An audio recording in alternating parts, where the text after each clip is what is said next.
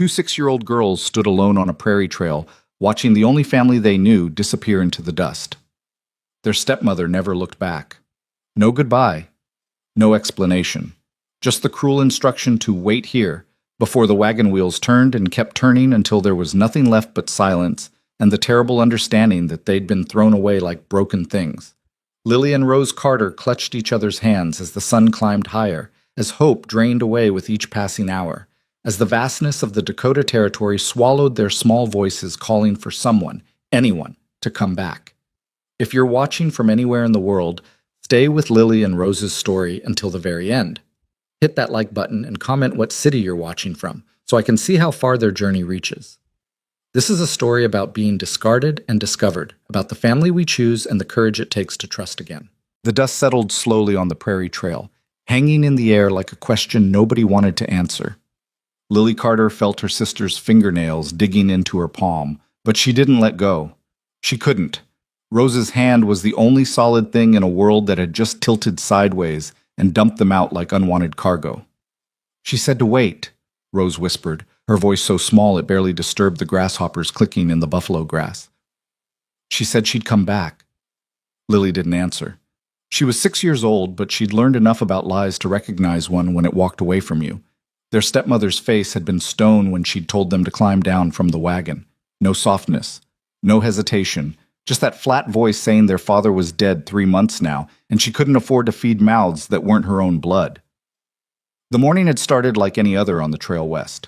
They'd been traveling for 2 weeks since leaving Omaha, heading toward some promise of land their stepmother's brother supposedly held in Montana Territory. Lily had believed they were going to a new home. She'd believed a lot of things that morning. The sun was directly overhead now, turning the prairie into a skillet. Sweat traced lines through the dust on Lily's face. She could feel her lips cracking, could taste salt and grit. Rose swayed slightly beside her, and Lily realized neither of them had eaten since last night's thin soup. "I'm thirsty," Rose said. "I know." "My feet hurt." "Mine too." They'd been standing for hours. Lily's legs ached, but sitting felt like giving up, like admitting they'd been left for good. As long as they stood at this exact spot where the wagon had stopped, maybe there was still a chance. A hawk circled overhead, riding thermals Lily couldn't see. She watched it drift in lazy spirals, free and unconcerned with the small drama unfolding below. The bird reminded her of something their real mother used to say, back when she was still alive, back when the world made sense. God gives birds wings but makes them find their own worms. Lily didn't know what that meant exactly, but it felt important now, like maybe nobody was coming to save them, like maybe they'd have to save themselves. "I need to sit down," Rose said, and this time her voice cracked. "My legs won't hold me anymore." Lily looked at her sister's face and saw her own exhaustion reflected back. They were identical twins, same dark hair, same gray-green eyes, same dusting of freckles across their noses. People always said they couldn't tell them apart, but Lily could. Rose's left eyebrow had a tiny scar from when she'd fallen on a rock as a baby. Rose smiled more easily, cried more easily, believed in good things more easily. Until today. "Okay," Lily said quietly. "We can sit." They lowered themselves to the packed dirt of the trail, still holding hands. The ground was hard and warm beneath them. Lily pulled their only possession closer, a rag doll their mother had sewn years ago. Its button eyes were loose, its dress faded to a color that might have once been blue. Rose had named it Margaret, and they took turns sleeping with it at night, pretending it kept bad dreams away. "Tell me the story," Rose said. "About Mama?" Lily's throat tightened. She didn't want to tell stories. She wanted to scream or run, or somehow undo the morning, but Rose was looking at her with those wide eyes, waiting, needing something familiar to hold on to. "Mama had hair like ours," Lily began, her voice mechanical. "Long and dark. Papa said it looked like a raven's wing in the sunlight. She could braid it so fast her hands were just a blur, and she'd hum while she worked.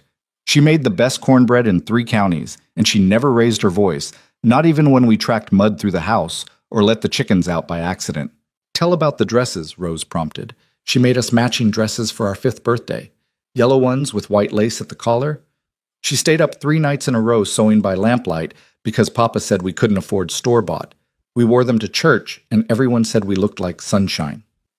I miss her. Rose's voice was barely audible. Me too. They'd lost their mother to fever when they were 4. A wet spring, a bad cold that settled deep, and then she was gone so fast neither girl really understood it.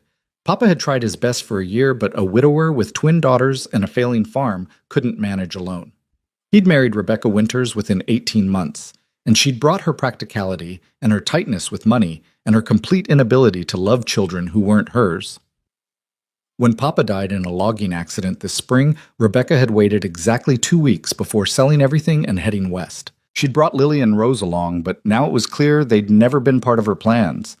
They'd been deadweight, waiting for the right empty stretch of trail. The sun inched across the sky.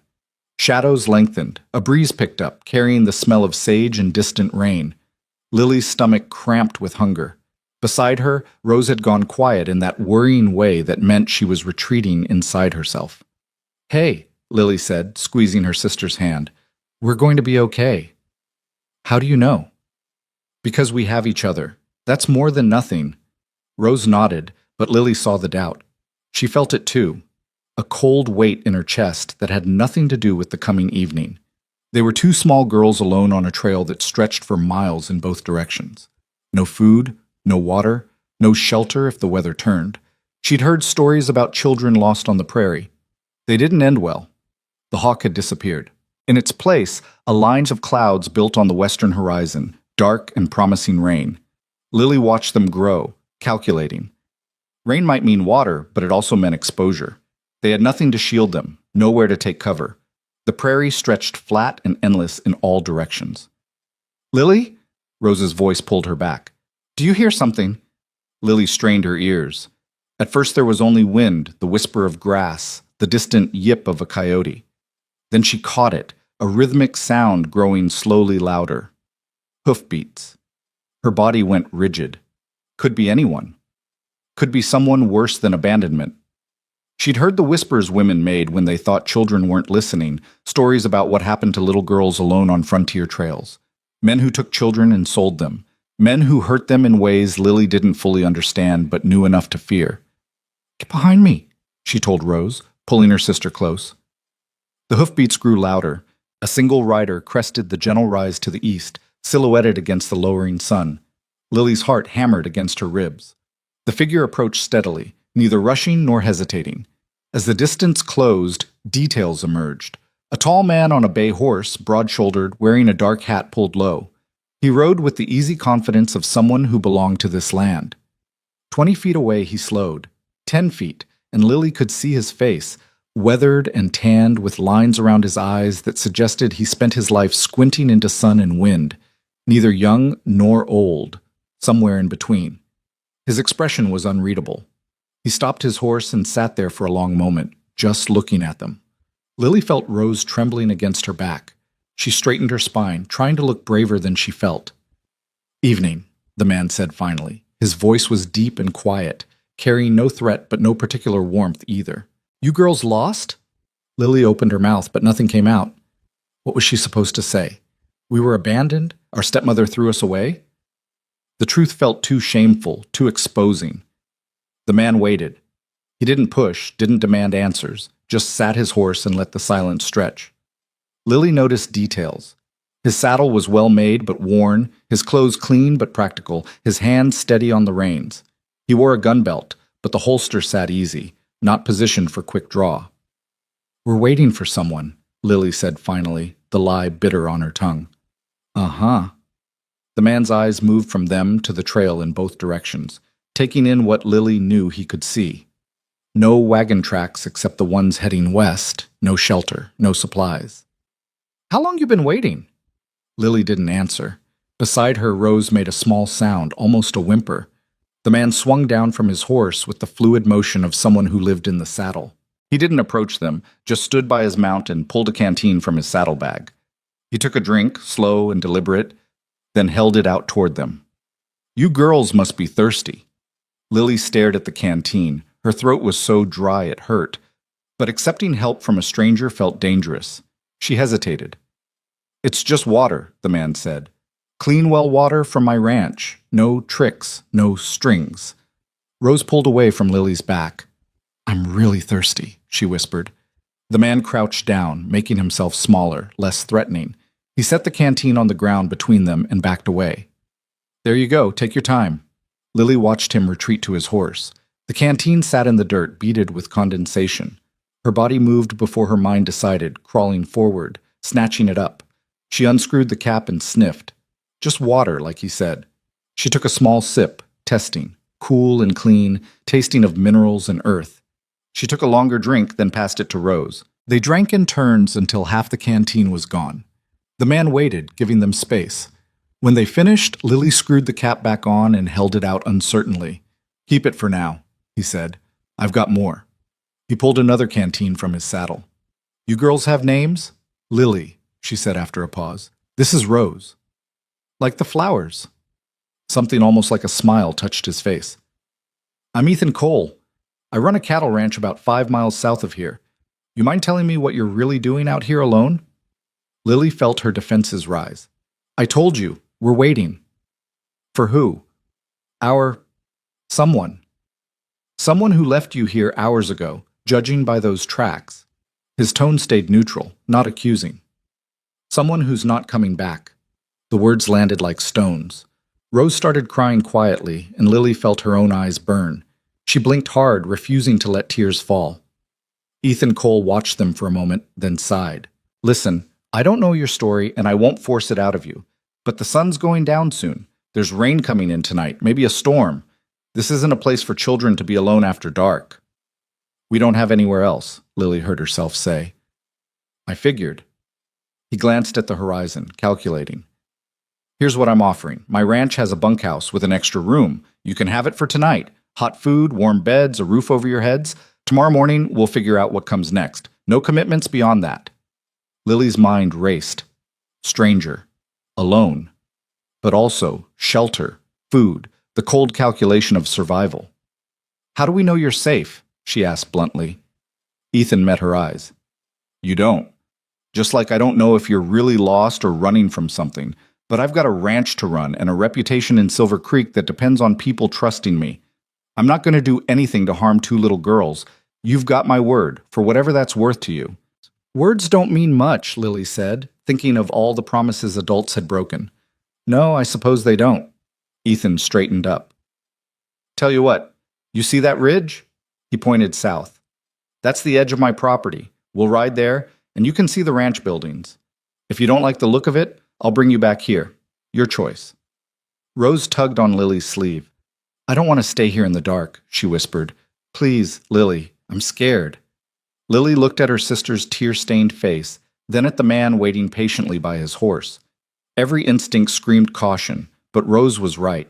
They couldn't stay here, and something in Ethan Cole's steady gaze, in the way he'd given them space and time and choices, felt different from the hardness they'd seen in their stepmother's eyes. Okay, Lily said quietly. We'll look. Ethan nodded. He swung back onto his horse, then extended his hand down. Rose first. She looks lighter. He lifted Rose up with surprising gentleness, settling her in front of the saddle. Then he reached for Lily, pulling her up behind him. The horse shifted under the extra weight but held steady. Hold on to my belt, Ethan instructed. And don't worry about falling. This old boy's carried heavier loads than 3 people. They rode south as the sun touched the horizon. Lily clutched Ethan's belt with one hand and Margaret with the other. The rhythmic movement of the horse was hypnotic. She could feel Ethan's back solid against her, could smell leather and sage and something else she couldn't name. Not cologne. Just the scent of someone who worked outside, who lived close to the land. They crested the ridge and Lily saw it spread below. A ranch nestled in a valley where a creek cut through cottonwood trees.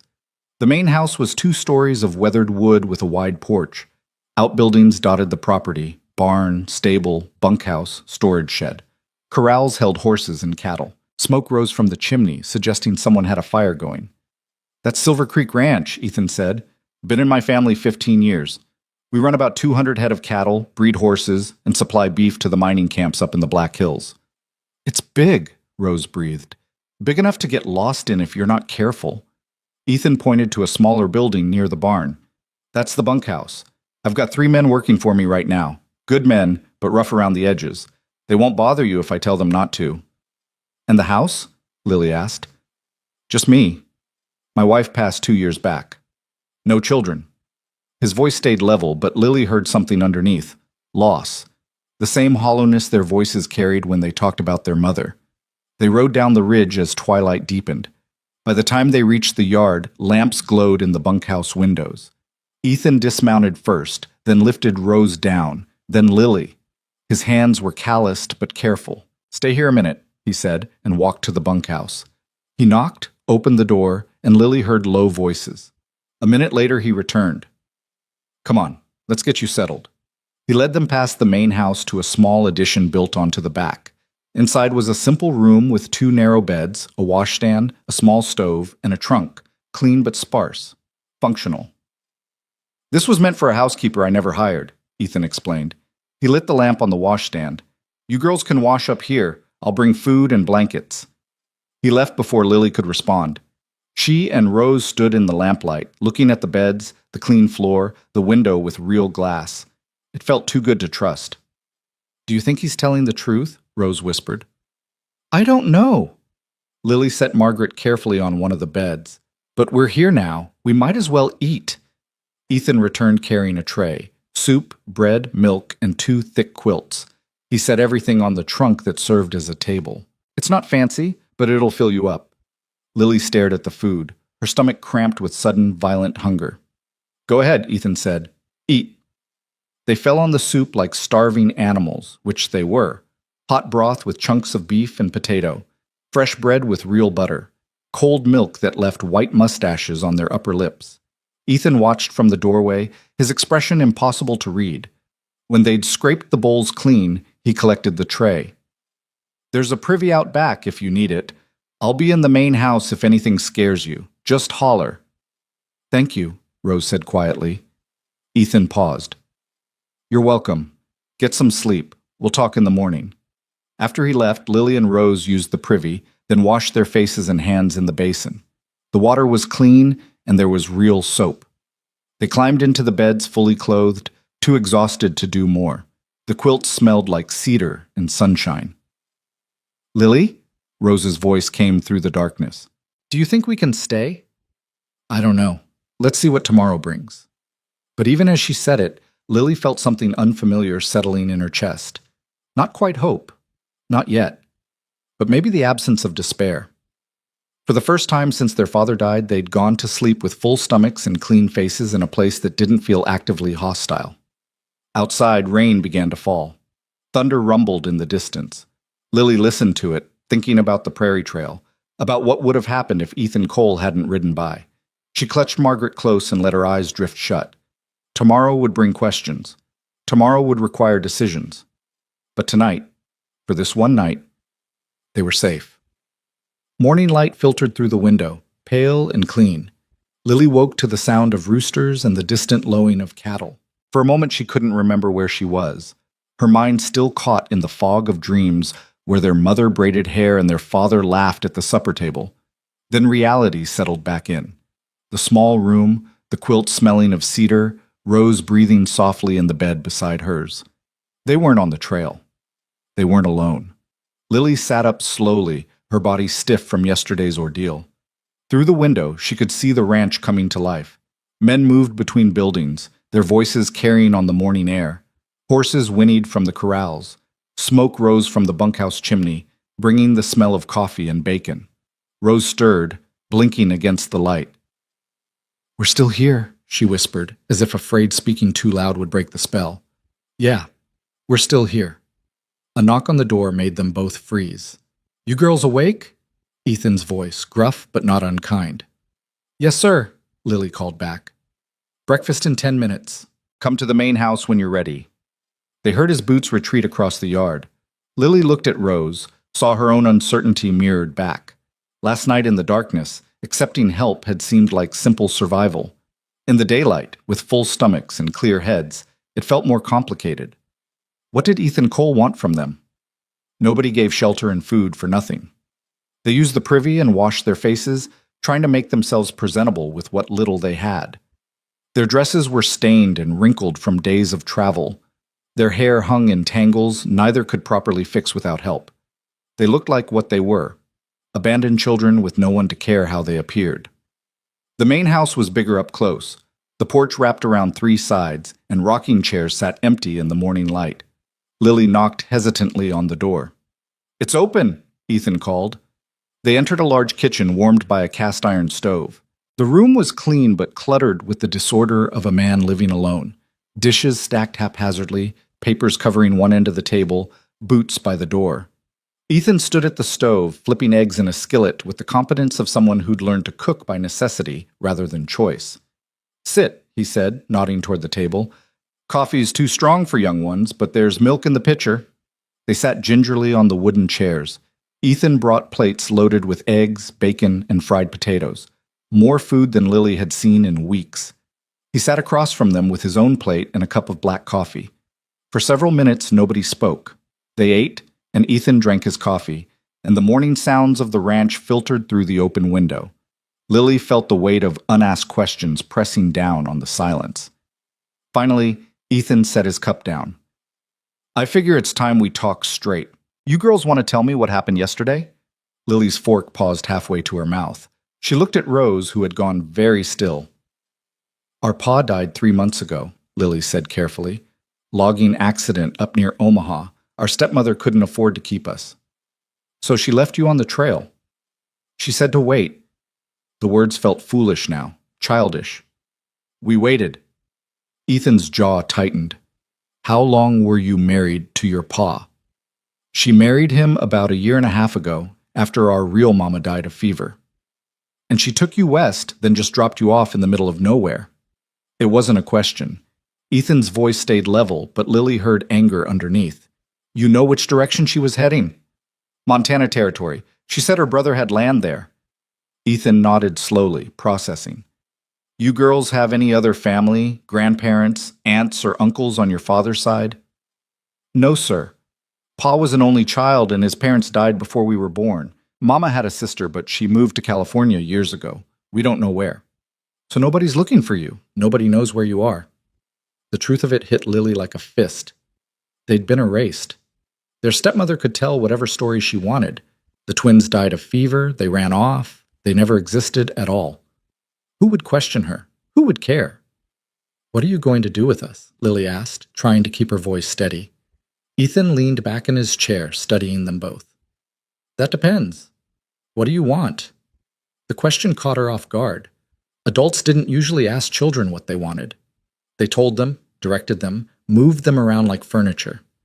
"We want to stay together," Lily said firmly. "Whatever happens, we don't get separated."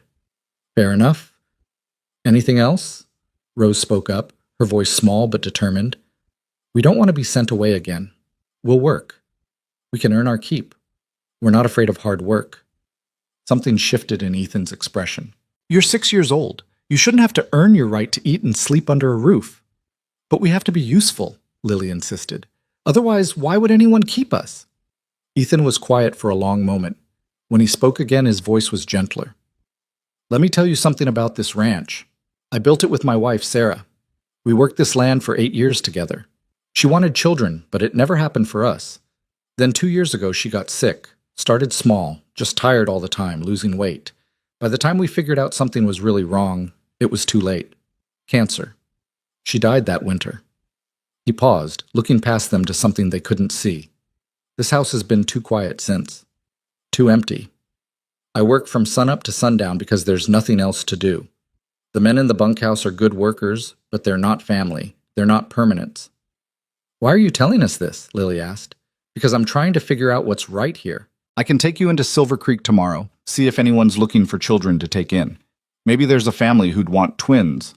Or I can contact the territorial authorities, see about an orphanage." "No." The word came out harder than Lily intended. "No orphanages. We've heard stories. Kids get separated. They get sent to workhouses or sold as labor.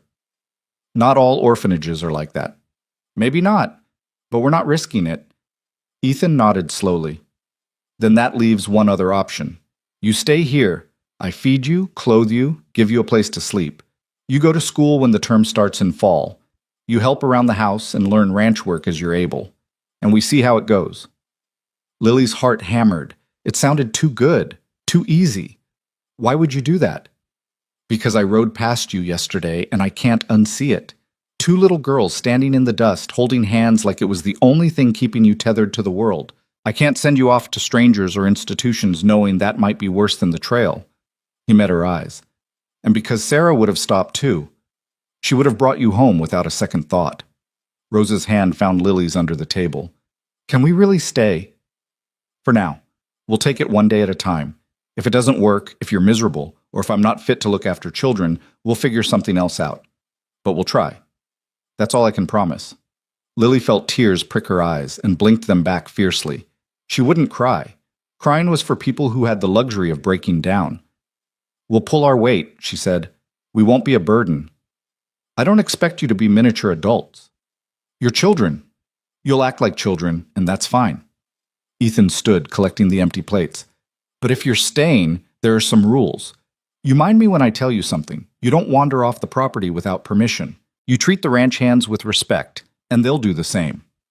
And you tell me if something's wrong, or if someone's bothering you. Understood?" "Yes, sir," they said in unison. "Good. Now first order of business. We need to get you proper clothes. Those dresses are about worn through." He looked them over critically. "You'll need work dresses, Sunday dresses, boots, undergarments, hair ribbons, the whole business. There's a general store in town that should have what we need." "We don't have money," Lily said quietly. "Didn't ask if you did. I'm buying. Consider it an investment." He grabbed his hat from the peg by the door. "Hitch up the wagon while I finish the morning chores. We'll head into Silver Creek before noon." After he left, Lily and Rose sat in the kitchen, stunned into silence. The morning sun slanted through the window, illuminating dust motes that danced in the air. The house smelled like coffee and bacon grease and something else. Lemon oil, maybe, from the furniture polish Ethan must have used at some point. "Do you think he means it?" Rose whispered. "Can we really stay?" "I think so, for now, anyway." Lily stood, gathering their dirty plates. "We should clean up, show him we're useful." They washed the dishes in the basin, careful with the precious hot water Ethan had left heating on the stove. They wiped down the table and swept the floor with the broom they found in the corner. When Ethan returned 20 minutes later, the kitchen was spotless. He stopped in the doorway, taking it in. "You didn't have to do that." "We wanted to," Lily said, "to say thank you." "Well, thank you for the thank you."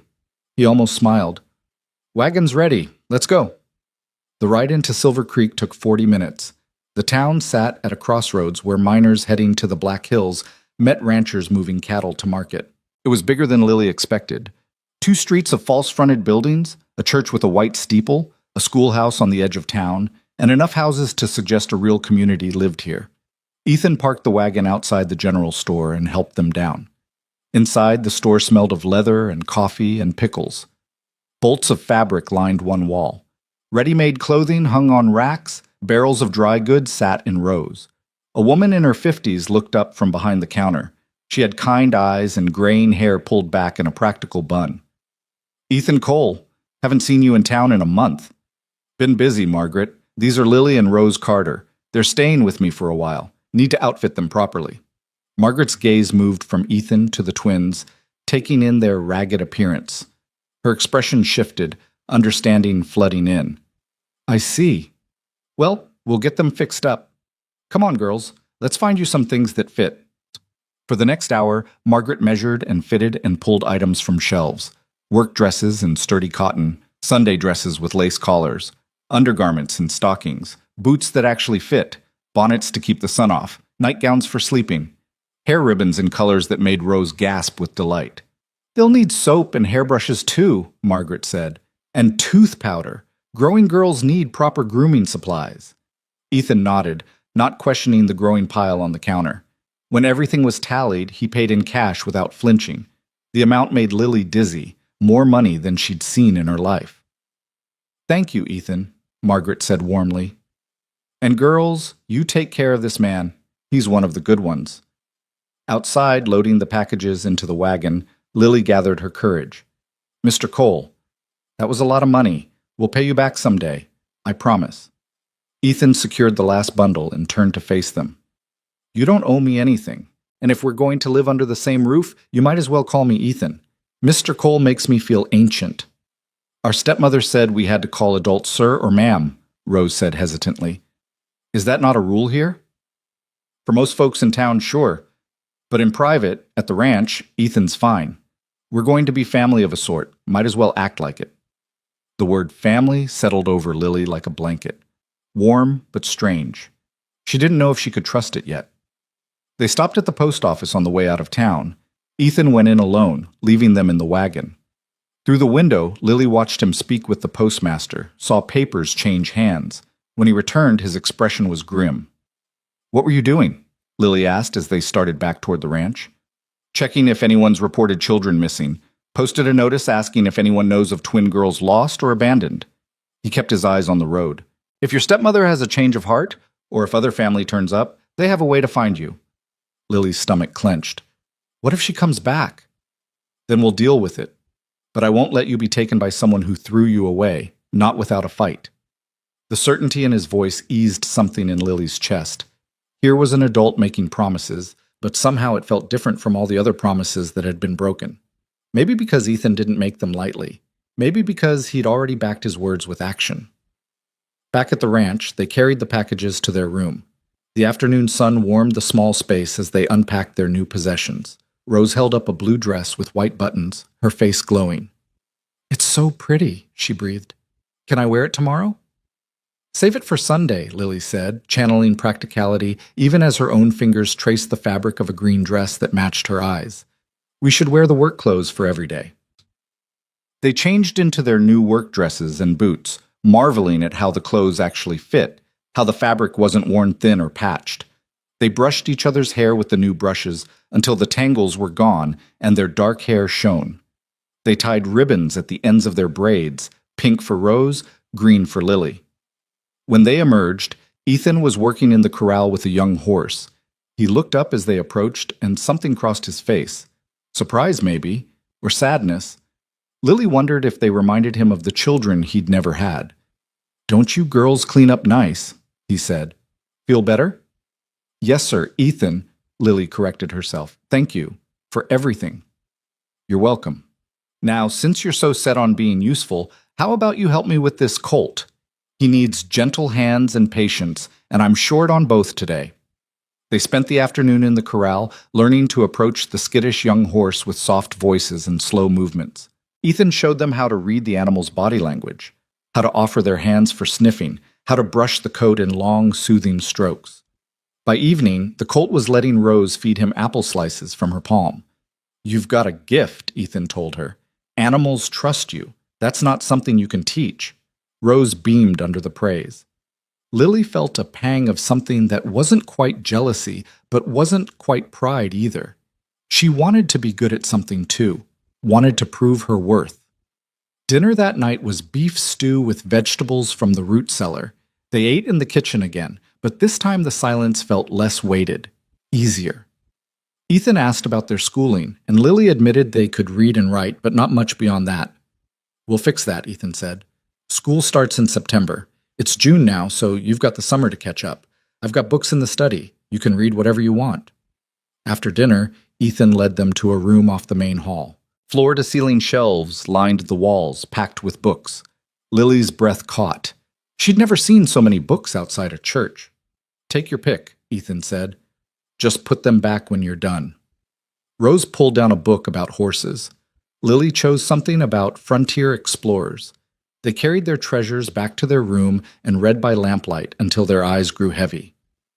That night, falling asleep between clean sheets and a nightgown that smelled of new cotton, Lily let herself feel something dangerous. Hope. The kind that could shatter if you weren't careful. But maybe, just maybe, they'd found something here.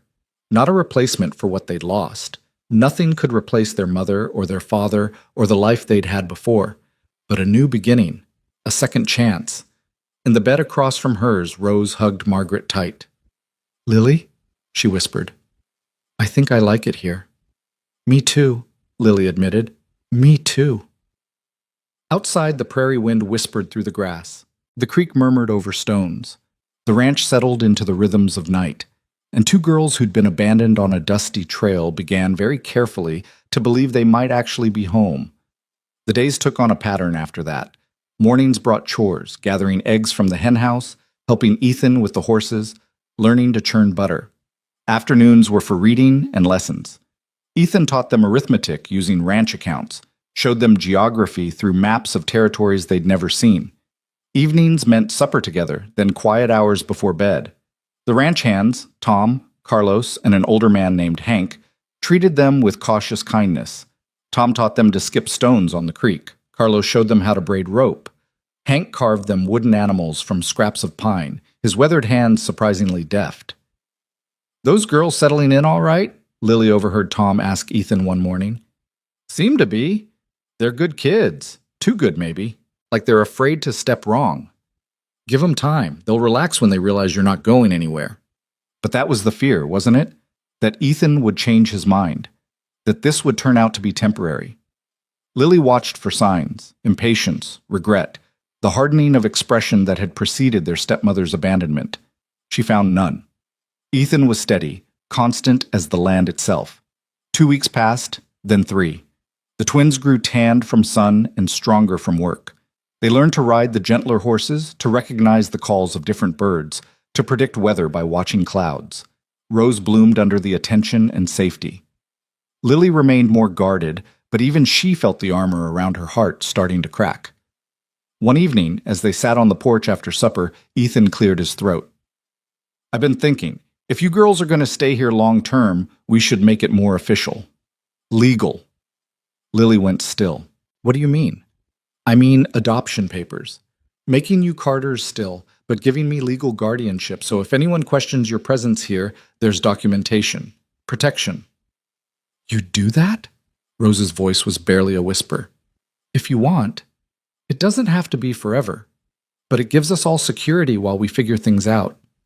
Lily looked at her sister, saw her own shock reflected back. This wasn't temporary shelter. This wasn't charity with an expiration date. Ethan was offering them permanence, a legal tie that bound them together as family, not just convenience. "Yes," Lily said, and her voice cracked on the word. "Yes, we want that." Ethan nodded, satisfied. "Then I'll talk to the lawyer in town next week. We'll make it official." That night, for the first time since their mother died, Lily cried. Not from grief or fear, but from relief so profound it hurt. Rose crawled into bed with her, and they held each other while tears soaked the pillowcase. They'd been lost. They'd been abandoned. They'd stood on a trail with nothing but each other and a rag doll and the terrible certainty that the world had no place for them.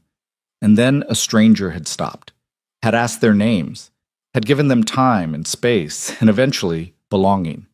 It wasn't the family they'd lost. It would never be that. But it was something new. Something they were building together, one careful day at a time. Outside, the prairie night sang its ancient song. Inside, two girls who'd been forgotten learned what it meant to be chosen. The lawyer's office smelled of old paper and pipe tobacco. Lily sat rigid in the leather chair, Rose pressed against her side, while Ethan spoke with a gray-haired man named Samuel Pritchard.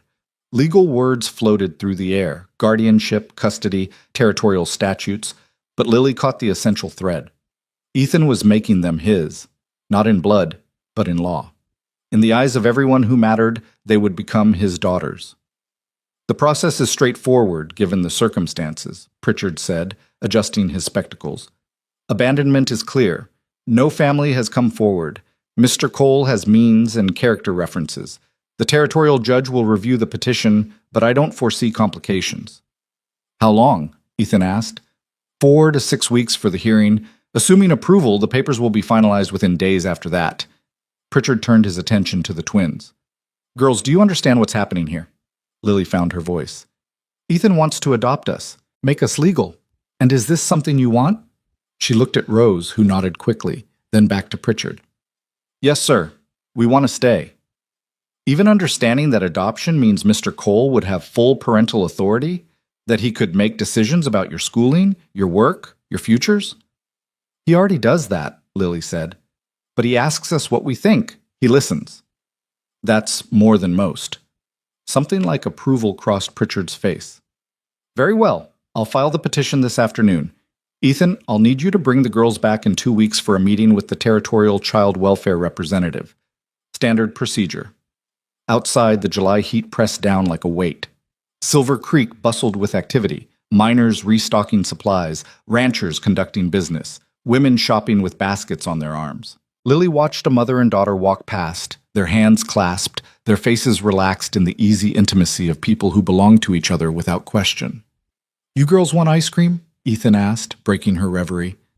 "There's a shop on the next block that makes it fresh."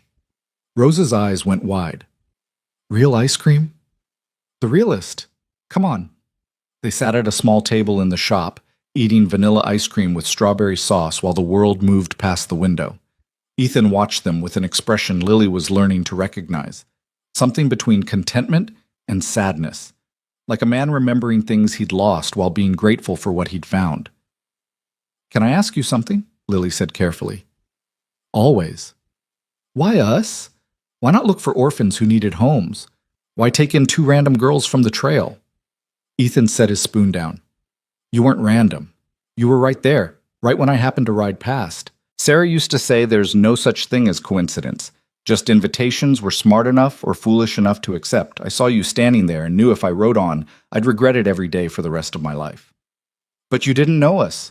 We could have been trouble." "You could have been. But I looked at how you held your sister's hand, how you stood between her and danger even though you were terrified. I saw character, loyalty, the kind of spine that doesn't break easy." He met her eyes. "Those aren't things you can teach. You either have them or you don't. You girls have them." Rose wiped ice cream from her chin. "Do you miss your wife?" The question hung in the air. Lily held her breath, afraid they'd overstepped, but Ethan just nodded slowly. "Every day. She was the best person I ever knew, patient and funny and stronger than she looked. When she got sick, she made me promise not to let the ranch die with her, said this place needed life and noise and purpose." He looked at them both. "I think she'd be glad you're here. I think she'd say I finally listened." They finished their ice cream in comfortable silence. On the way back to the wagon, they passed the schoolhouse. Through the windows, Lily could see empty desks waiting for September. She felt a flutter of nervousness. She and Rose had only attended school sporadically before their mother died, and not at all after their father remarried. What if they couldn't keep up?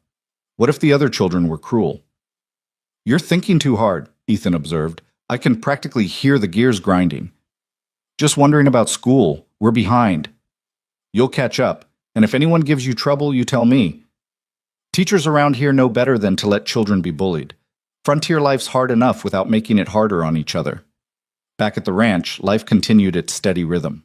The twins worked through the lessons Ethan set for them, their minds hungry for knowledge after so long with nothing to feed them. Rose excelled at natural subjects, animals, plants, the patterns of weather. Lily gravitated toward history and mathematics, finding comfort in facts and figures that behaved predictably. The heat of July settled over the prairie like a blanket. The creek ran lower, and the grass turned from green to gold. Ethan and his men worked long days moving cattle to better grazing, mending fences, preparing for the fall roundup. The twins helped where they could, hauling water, mending tack, keeping the kitchen garden weeded and watered. One afternoon, a wagon rolled up the drive. Lily looked out to see a woman in a severe black dress climb down, followed by a thin man carrying a leather satchel. Her stomach dropped. Official visitors. The kind who decided fates. Ethan met them in the yard, his posture careful. "Mrs. Brennan, Mr. Foster. Wasn't expecting you until next week." "We prefer unannounced visits," the woman said crisply. "Gives a more accurate picture of circumstances. I'm Dorothy Brennan, Territorial Child Welfare Representative. This is Mr. Foster, my assistant. We're here to assess the suitability of your home for the Carter twins." Lily grabbed Rose's hand.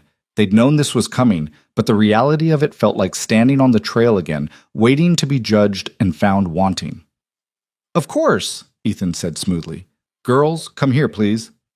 They walked out slowly, acutely aware of Mrs. Brennan's sharp eyes taking in every detail. Her gaze swept over their clean dresses, their braided hair, their sturdy boots, looking for flaws, looking for reasons to take them away. "Lily and Rose Carter," Mrs. Brennan said. "I understand you've been residing here for approximately 5 weeks. Is that correct?" Yes, ma'am, Lily said. And how have you been treated? Good. Very good. Be specific. Describe your daily routine. Lily outlined their days, the chores, the lessons, the meals together, the books Ethan let them read. She tried to make it sound proper and structured, the kind of life that would satisfy an inspector's checklist. Mrs. Brennan's expression remained neutral. Show me where you sleep. They led her to their room. Lily watched the woman take inventory, the two beds with their quilts, the washstand, the small stove, the trunk where they kept their clothes. She opened the trunk without asking, examining the contents. She checked the chamber pot, ran her finger along the windowsill checking for dust, even inspected the lamp oil to ensure it was fresh. You share this room? Mrs. Brennan stated. Yes, ma'am. We don't mind. We like being together. And Mr. Cole? Where does he sleep? In the main house. He doesn't come in here unless we call for him. Mrs. Brennan made notes in a small book. Has he ever behaved inappropriately toward either of you? Touched you in ways that made you uncomfortable? Lily felt her face heat. No, ma'am. Never. He's been nothing but proper. Children sometimes protect adults who frighten them. You can speak freely. You won't be punished for honesty. I am being honest, Lily said, letting steel creep into her voice. Ethan's been kind and decent. He gave us a home when nobody else would. He feeds us and teaches us and treats us like we matter. There's nothing inappropriate about it. Something flickered in Mrs. Brennan's eyes. Approval, perhaps, or at least acknowledgement of Lily's conviction. She closed her notebook. Show me the rest of the house. They walked through the kitchen, the study, the parlor. Mrs. Brennan examined everything with the thoroughness of someone trained to find problems. She questioned Ethan about his finances, his character references, his plans for their education. She interviewed Tom and Hank separately, asking about Ethan's temperament and treatment of the children. Finally, she stood in the kitchen with her assistant while Ethan and the twins waited in tense silence. Mr. Cole, Mrs. Brennan said, I've seen many placements in my years doing this work. Some homes are adequate, some are questionable. And some, she paused, some are exactly what children need. Your ranch falls into the third category. Lily felt her knees go weak with relief. However, Mrs. Brennan continued, there are concerns. You're a single man raising twin girls. As they grow older, issues of propriety will arise. They'll need guidance on matters you're not equipped to provide. They'll need a woman's influence. I understand that, Ethan said. I was planning to hire a housekeeper, someone respectable who could help with those concerns. That would be advisable. Additionally, the girls will need proper schooling. I'll expect regular reports on their attendance and progress. You'll have them. Mrs. Brennan turned to Lily and Rose. Girls, if you ever feel unsafe or unhappy here, you can contact my office in Rapid City. Don't let loyalty or fear keep you silent. Your well-being is paramount. Understood? Yes, ma'am, they chorused. Very well. Mr. Cole, I'll file a positive recommendation with Judge Hawkins. Barring any complications, the adoption should proceed as planned. She offered her hand. You're doing a good thing here. Don't make me regret supporting it. After they left, Ethan sagged against the kitchen table. That woman could intimidate a grizzly bear. She was scary, Rose agreed. But she approved us, Lily said, still processing. We're really going to be adopted. Looks that way, though she's right about one thing. I need to hire a housekeeper, someone who can help with things I'm too thick-headed to know about. He looked at them both. You two have opinions on that? Someone nice, Rose said immediately. Not mean like our stepmother. Someone who knows about girl things, Lily added. Hair and clothes and whatever else we're supposed to learn. I'll ask around town, see who might be looking for work. Ethan straightened. For now, let's celebrate not failing inspection. Who wants to go fishing? They spent the afternoon at the creek, poles in hand, learning the patience required to catch trout. Rose caught 3. Lily caught none but didn't mind. The sun on her face, the sound of water over stones, the solid presence of Ethan teaching them to read the current. It all felt more real than anything she'd experienced in months. That evening they fried the trout for supper. Tom and Carlos joined them, and the kitchen filled with laughter and stories. Carlos told about a cattle drive gone wrong, where a whole herd stampeded because someone's hat blew off. Tom countered with a story about a horse that learned to open gates and let all the other horses out every night for a week before they figured out the culprit. Lily watched Rose's face glow in the lamplight, listened to her sister's genuine laughter, and felt something loosen in her chest. This was what family sounded like. Not the tense silences of their stepmother's table, or the careful quiet of people walking on eggshells. This was ease and belonging, and the simple comfort of people who chose to be together. 2 weeks later, Ethan brought home a woman named Clara Peterson. She was 50-something, widowed, with gray streak brown hair and a no-nonsense manner softened by warm eyes. She'd run a boarding house in Deadwood until it burned down last winter, and she was looking for steadier employment than the rough mining towns offered. "I don't abide laziness or lying," Clara said, meeting the twins' eyes directly. "But I also don't believe in harsh discipline or making children feel small.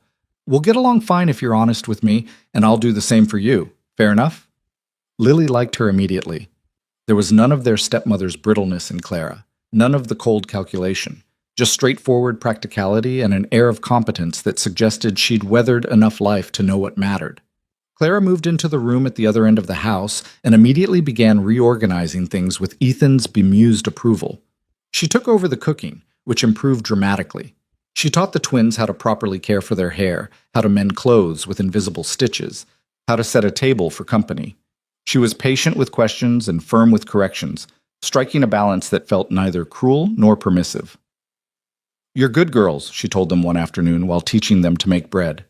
"I can tell you've had it hard. But hard times don't have to define you. You get to decide who you become, not what was done to you." August arrived with thunderstorms that broke the heat. The prairie turned green again where rain fell, and the creek ran higher. Ethan began preparing for the fall roundup, working with his men to organize supplies and routes. The twins helped where they could, feeling more confident in their place here with each passing day. The adoption hearing was set for August 23rd. The morning arrived clear and warm, and they dressed in their Sunday best. Lily wore the green dress that matched her eyes, Rose the blue one she loved. Clara braided their hair with extra care, weaving in ribbons and making sure every strand lay perfect. "You look like proper young ladies," Clara said, adjusting Rose's collar. "Now remember, speak clearly, answer honestly, and don't be afraid. Judge Hawkins is fair. He'll see what's right here." The courthouse in Rapid City was larger than anything in Silver Creek, a brick building with columns that made Lily feel very small. Inside, the courtroom smelled of wood polish and old law books. Judge Hawkins sat behind a massive desk, an older man with silver hair and sharp blue eyes that seemed to miss nothing. Samuel Pritchard presented the case. Abandonment documented by Ethan's testimony and the lack of any family coming forward to claim the children. Ethan's financial stability proven through bank records and property deeds. Character references from the territorial marshal, from Silver Creek's mayor, from 3 different ranchers who'd done business with him for years. Mrs. Brennan testified about her inspection, her tone professional, but with an undercurrent of approval that made Lily's heart lift. "The placement is appropriate," she said firmly. "Mr. Cole has provided a stable, nurturing environment. The children are clean, well-fed, educated, and most importantly, they exhibit none of the fear or trauma indicators I typically see in children being exploited or mistreated. They've bonded with Mr. Cole and are thriving under his care." Judge Hawkins listened to everything, then turned his attention to the twins. "Lily and Rose Carter, please approach." They walked forward on shaking legs.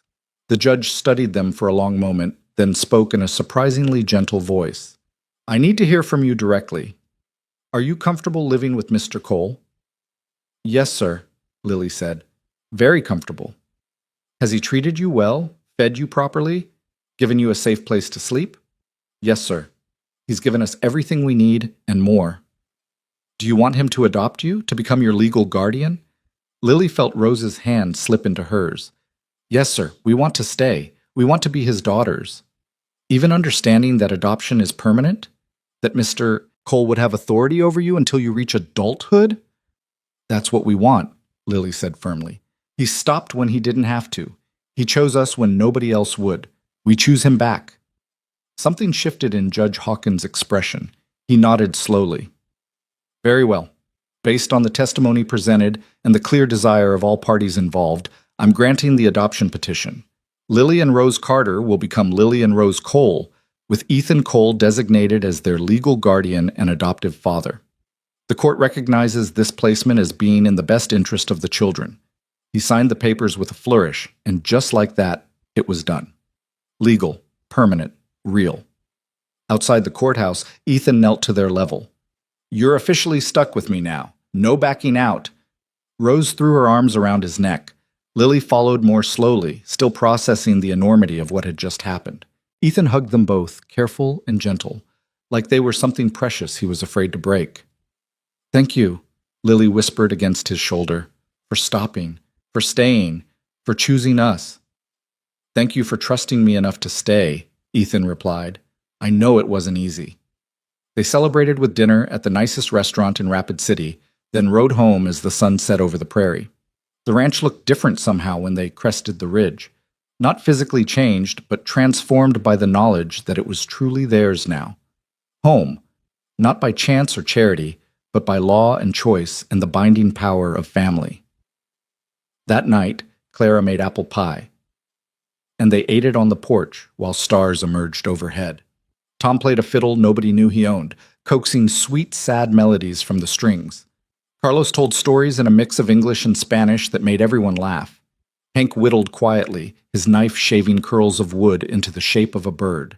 Lily leaned against Ethan's chair, Rose on his other side, and felt the last of her armor fall away. They'd been abandoned on a trail with nothing. They'd been picked up by a stranger who became something more. And now they had papers that said they belonged, that said they were wanted, that said someone had chosen to build a life that included them. It wasn't the family they'd lost. Nothing would ever bring back their mother's gentle hands or their father's laugh. But it was a new family, constructed from honesty and work and the daily choice to stay together. It was built on different ground, but it was just as real. Above them, the Dakota sky spread vast and star-scattered, the same sky that had witnessed their abandonment and their rescue. The prairie wind carried the scent of sage and rain and possibility. In the distance, a coyote called, answered by another, their voices weaving through the darkness in ancient conversation. "Tell me something," Ethan said quietly. "That first day on the trail, when I stopped and asked who you were, what made you trust me enough to come?" Lily thought about it, remembering the fear and desperation and the terrible understanding that they had no good choices. "You didn't rush us," she said finally. "You gave us time. You gave us water and waited while we decided. You made it feel like we had a choice, even when we really didn't. That's what made the difference." "And you didn't make promises you couldn't keep," Rose added. "You said we'd try it, not that everything would be perfect. You told the truth." Ethan nodded slowly. "I'll keep telling the truth, even when it's hard. That's my promise to you both. No lies, no false hope, just what's real." "That's all we need," Lily said, and meant it. The evening deepened into night. One by one, the ranch hands drifted off to the bunkhouse. Clara gathered the dishes and headed inside. Soon it was just Ethan and the twins, sitting in comfortable silence while the world settled into sleep around them. "School starts in 2 weeks," Ethan mentioned. "You nervous?" "A little," Lily admitted. "What if the other kids are mean? What if they ask questions we don't want to answer?" "Then you tell them it's none of their business. You don't owe anyone your story." He looked at them both. "But if someone's genuinely kind, if they want to be friends, don't shut them out because you're afraid. Not everyone leaves. Some people stay." "Like you," Rose said. "Like me. Like Clara. Like Tom and the others. We're staying. You can count on that." Later, in their room with the lamp turned low, Lily and Rose lay in their beds talking quietly. "Do you think Mama and Papa would be happy we're here?" Rose asked. Lily considered. "I think they'd want us to be safe and fed and educated. They'd want us to have chances, so yeah, I think they'd be happy." "I still miss them." "Me too. We always will. But missing them doesn't mean we can't love this life too. Both things can be true at the same time." Rose was quiet for a moment. "I love Ethan. Is that okay? Is it betraying Papa?" "No," Lily said firmly. "Papa would want us to love whoever treats us right. Love isn't a finite thing. Having more of it doesn't take away from what came before." "When did you get so wise?" "I'm not wise. I'm just trying to figure it out like you are." They fell asleep to the sound of crickets and the gentle creak of the house settling. Outside, the ranch stood solid under the stars, its fences mended, its corrals full, its future assured. 2 girls who'd been lost had been found. A man who'd been alone had become a father. and together they'd built something that neither abandonment nor loss could break. In the morning, there would be chores and lessons and the ongoing work of becoming a family. But tonight, there was just peace and the profound relief of knowing they'd made it through the hard part. They were home. They were chosen. They were loved. And that, Lily thought as sleep pulled her under, was more than enough. The first day of school arrived with September's crisp morning air. Lily woke before dawn, her stomach tight with nerves. Beside her, Rose was already awake, staring at the ceiling. "You can't sleep either?" Lily whispered. "Too scared. What if they hate us?" "Then we'll have each other, same as always." They dressed in their school clothes, simple cotton dresses Clara had made, practical but nice. Clara braided their hair at the kitchen table while Ethan packed their lunch pails with sandwiches, apples, and cookies still warm from the oven. "Remember what I told you," Clara said, tying off Rose's braid. "Hold your head up. Don't apologize for existing. And if anyone's cruel, you report it to Miss Hartley. She doesn't tolerate meanness." "What if she asks about our family?" Lily asked. "You tell her the truth. You're Ethan Cole's daughters. That's all anyone needs to know." Ethan drove them to town in the wagon, the ride quiet, except for the creak of wheels and the jingle of harness. The schoolhouse stood at the edge of Silver Creek, a white clapboard building with a bell tower and windows that caught the morning light. Children gathered in the yard, their voices carrying on the breeze. "I'll be back at 3:30, Ethan said, helping them down. "You need me before that. You send word with someone. Understood?" "Yes, sir," they chorused. He squeezed their shoulders. "You'll do fine. You're smart girls with more grit than most adults I know. Don't let anyone make you feel less than what you are." They walked toward the schoolhouse holding hands, acutely aware of eyes tracking their approach. The other children ranged from 6 to 14, dressed in varying degrees of neatness, some barefoot despite the cooling weather. A group of girls their age stopped talking to stare. "Those are the twins," one whispered, not quietly enough. "The ones Ethan Cole took in. My ma says they were abandoned on the trail like unwanted puppies. I heard their real parents died and nobody else would take them." Lily's face burned, but she kept walking. Rose's hand tightened in hers. They climbed the steps and entered the schoolhouse, relieved to escape the scrutiny. Inside smelled of chalk dust and pine. Desks sat in neat rows facing a blackboard. A woman in her 30s stood at the front, dark hair pulled back, wearing a practical gray dress. She looked up as they entered, and her face softened. "You must be Lily and Rose Cole. I'm Miss Sarah Hartley. Welcome." "Thank you, ma'am," Lily said. "I received a letter from your father outlining your education so far. You've had some gaps, but we'll get you caught up." She gestured to 2 empty desks near the middle of the room. "Those are yours. The other children will be in shortly." The room filled gradually. 23 students total, Miss Hartley explained, ranging from primers to 8th grade. The older students took the back rows, the youngest up front. Lily and Rose sat together, surrounded by children who stared with undisguised curiosity. A girl with blonde braids leaned across the aisle. "Is it true you're adopted? That you're not really his daughters?" "We're legally adopted," Lily said evenly. "That makes us real daughters." "But you're not blood." "Blood isn't the only thing that makes family." The girl considered this, then shrugged. "I'm Emma Whitmore. That's my brother Jacob in the back. He's 15 and thinks he's too good for school, but Ma makes him come anyway." "I'm Lily. This is Rose." "I know. Everyone knows. My ma says Ethan Cole's a good man for taking you in, but some of the other women think it's improper. A single man raising girls." Emma lowered her voice. "Don't worry, though. Ma told them to mind their own business." Miss Hartley rang a small bell, calling the class to order. The morning began with arithmetic, then reading, then geography. Lily discovered she was behind in mathematics, but ahead in reading. Rose struggled with both, but excelled when Miss Hartley shifted to natural science, identifying plants and animals from drawings with an accuracy that impressed the teacher. At lunch, they sat under a cottonwood tree, unwrapping their sandwiches. Some children played nearby, but most kept their distance, watching the twins like they were exotic creatures who might bolt at sudden movement. Emma plopped down beside them uninvited. "Can I sit here? Jacob's being stupid with his friends, and I don't want to eat with the little kids." "Sure," Rose said, grateful for the company. Emma pulled out her own lunch, bread and jam, an apple. So what's it like living on a ranch? Do you have to shovel manure and everything? Sometimes, Lily admitted. But we also get to ride horses and swim in the creek and read any book we want from Ethan's library. He lets you read his books? My pa says girls don't need education beyond basic reading and ciphering, says it gives us ideas. What kind of ideas? Rose asked. The kind where we think we're as good as men, I guess. Emma bit into her apple. I don't care what he says. I'm going to be a teacher like Miss Hartley, or maybe a doctor. I haven't decided. Lily felt a spark of kinship. You want to be a doctor? Why not? Someone's got to do it, and the men around here are terrible at listening to women's ailments. They just prescribe laudanum and rest, like that cures everything. They talked through lunch, discovering shared interests and differences. Emma was bold, where Rose was gentle, opinionated, where Lily was careful, but she was also kind and smart and refreshingly honest. By the time Miss Hartley rang the bell calling them back inside, Lily felt the first tentative threads of friendship forming. The afternoon dragged.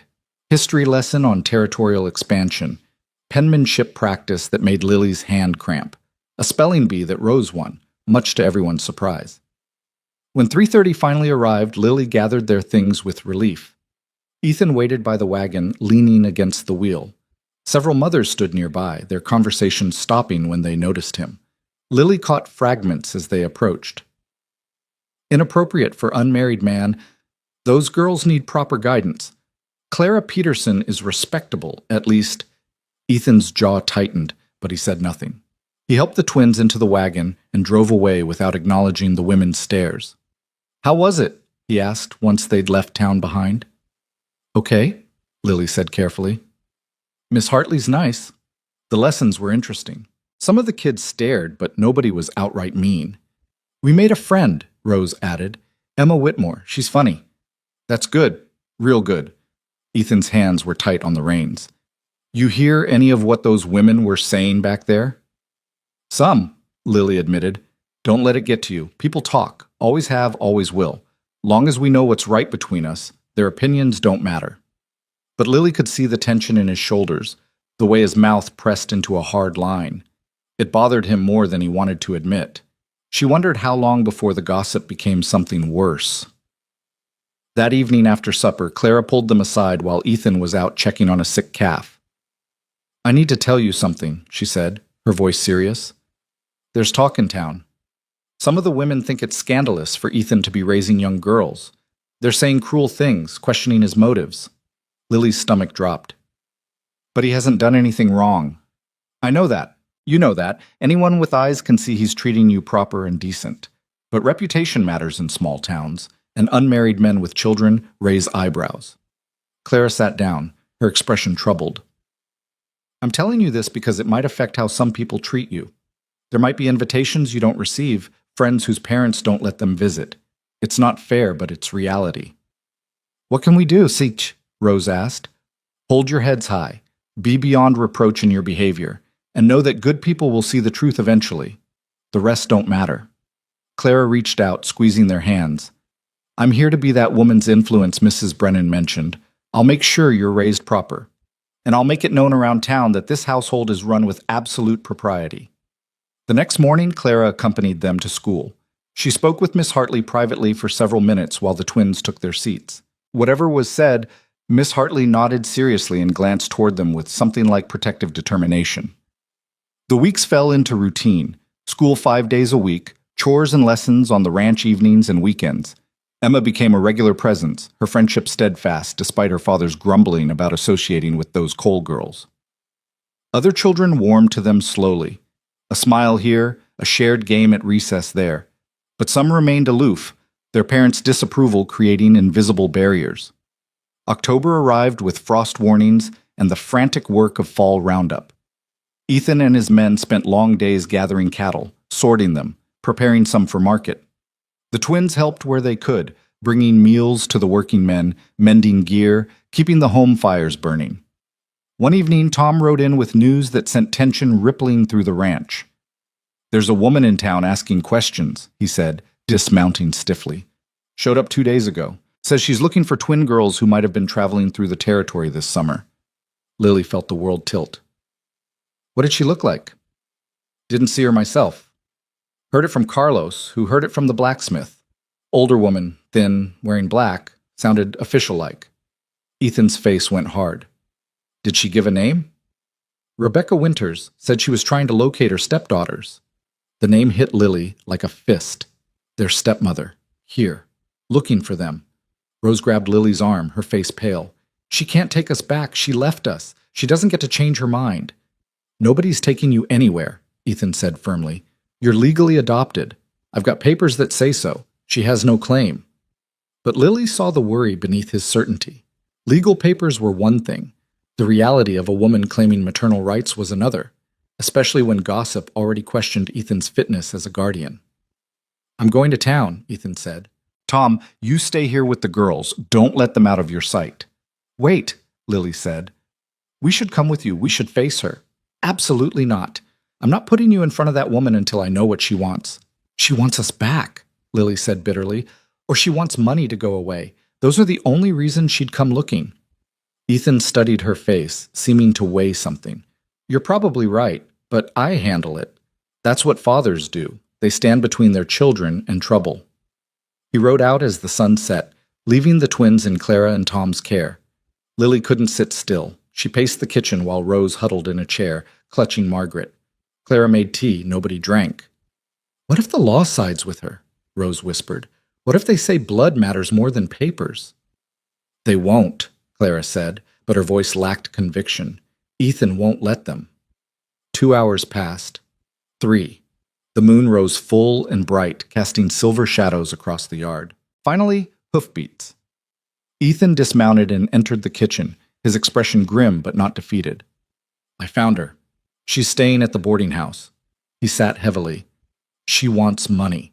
$1,000 to sign away all parental rights and disappear. Blackmail, Clara said flatly. Legal extortion, more like. She claims she had second thoughts about leaving you, that she's been searching for months, says she'll take the matter to court if I don't pay.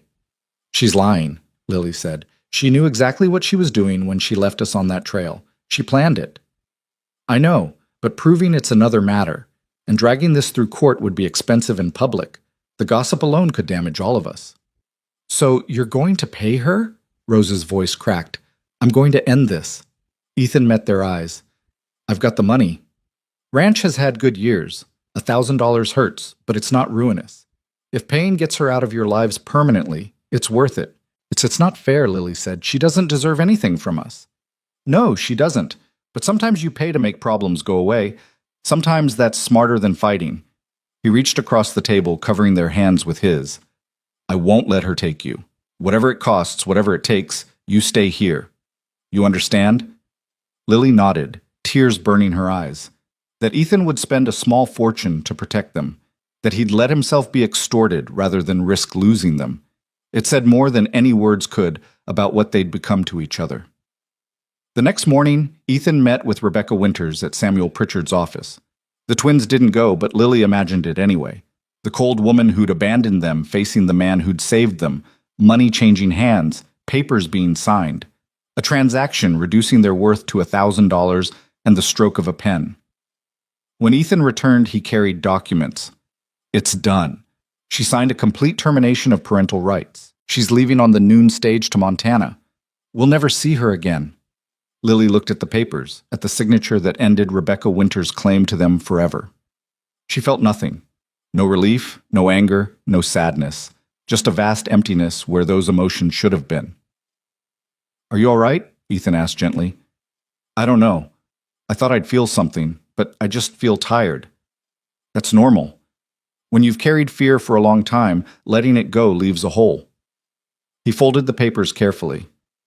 But the hole fills eventually, with other things, better things. School that week was harder. Word had spread about Rebecca Winters' visit, and the gossip intensified. Some people praised Ethan's generosity. Others whispered that he'd paid so much because he had something to hide. The twins endured stares and whispered conversations that stopped when they approached. Emma remained fiercely loyal. My ma says those women are just jealous because Ethan Cole chose to help children instead of remarrying one of their daughters. Half of them have been angling to become the second Mrs. Cole since his wife died. It was a perspective Lily hadn't considered, that some of the hostility might stem from thwarted matchmaking rather than genuine concern. The thought was oddly comforting. Mercenary motives she could understand better than moral outrage. But not everyone was driven by jealousy. One afternoon, Miss Hartley asked them to stay after school. When the other children had gone, she sat on the edge of her desk, her expression serious. "I want you to know something," she said. "I've been teaching in frontier communities for 8 years. I've seen children in every imaginable circumstance. Some are loved and cherished, some are tolerated. Some are used as free labor or worse." She looked at them both. "I've watched you these past 2 months. I've seen how you carry yourselves, how you interact with others, how you speak about your home. And I see children who are cared for, genuinely cared for." "Thank you," Lily said quietly. "I'm telling you this because I know there's talk. I know people are questioning Mr. Cole's motives. But I want you to understand that some of us see the truth. And if you ever need someone to stand up for you, I will, without hesitation." Rose's eyes filled with tears. "Why? You barely know us." "Because I was an orphan once, too. I know what it's like to be judged for circumstances beyond your control. I know what it's like to have people assume the worst." Miss Hartley smiled gently. "And because you remind me that sometimes the world gets it right. Sometimes the right person shows up at the right moment. Mr. Cole showed up for you. Now others need to show up for all of you." True to her word, Miss Hartley became an advocate. When parents questioned the twins' presence in school, she cited their excellent attendance and improving grades. When women gossiped at church socials, she pointed out that Clara Peterson's presence ensured absolute propriety. Slowly, grudgingly, some of the hostility eased. November brought early snow and the first real test of their new family. Rose came down with fever, her body burning hot while she shivered beneath quilts. Clara made willow bark tea and cool compresses. Ethan paced like a caged animal, his face drawn with worry. "It's just fever," Clara assured him. "Children get them. She'll be fine." But Ethan had lost his wife to illness.